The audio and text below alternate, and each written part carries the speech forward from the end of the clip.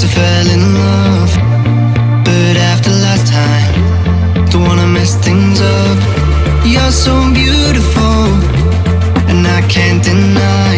My heart is always with you, my head's always stuck in time. Love, let me go, 'cause I've been holding on for fire.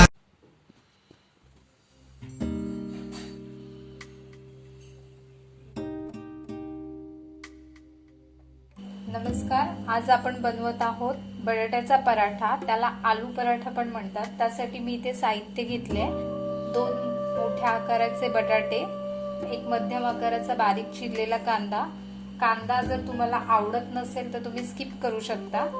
त्यानंतर चवीनुसार मीठ, एक हिरवी मिरची, थोडीशी कोथिंबीर, आलं लसूण इकडे मी बारीक चिरून घेतलं आहे, धने जिरे पूड, थोडीशी मिरची पावडर, हळद, कसुरी मेथी आणि पराठ्याच्या आवरणासाठी मी घेतला आहे 1 वाटी मैदा, 1 वाटी गव्हाचं पीठ, 2 चमचे साजूक तूप आणि ओवा.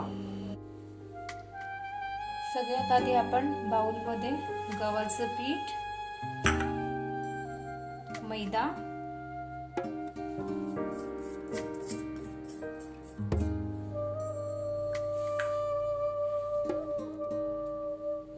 त्यानंतर चवीनुसार मीठ, 2 चमचे तूप,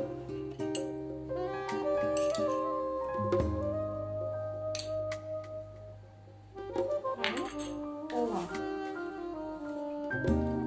पाणी ऍड करून आपण पीठ भिजवून घेऊया.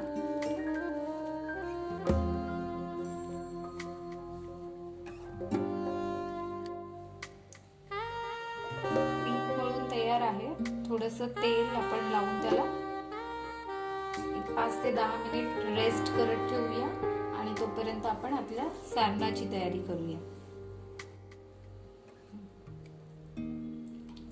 बटाटा आपण आधी किसून घेऊया, म्हणजे सारण सगळीकडे व्यवस्थित बसेल.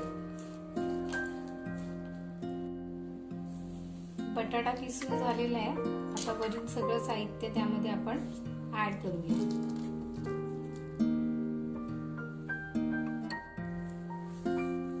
आपण चिरलेला ऍड करूया.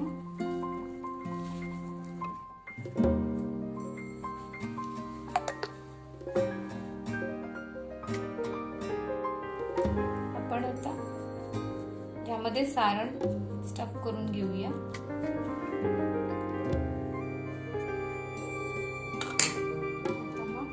आपण बंद करून घेऊया.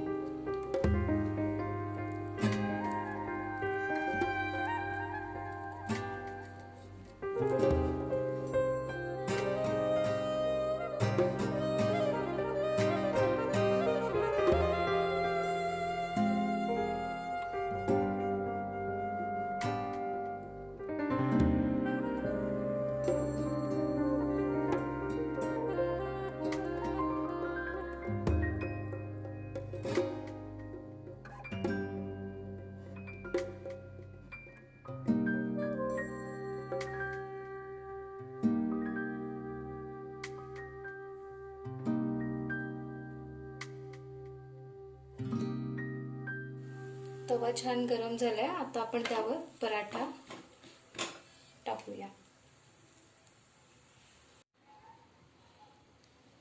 पराठा एका बाजूने छान खरपूस भाजून झालाय. आता आपण दुसरी बाजू पण त्याची शेकून घेऊया.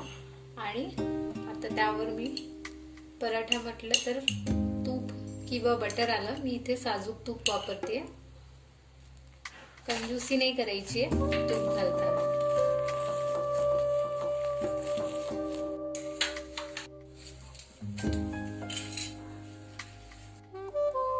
गरम गरम पराठा रेडी आहे.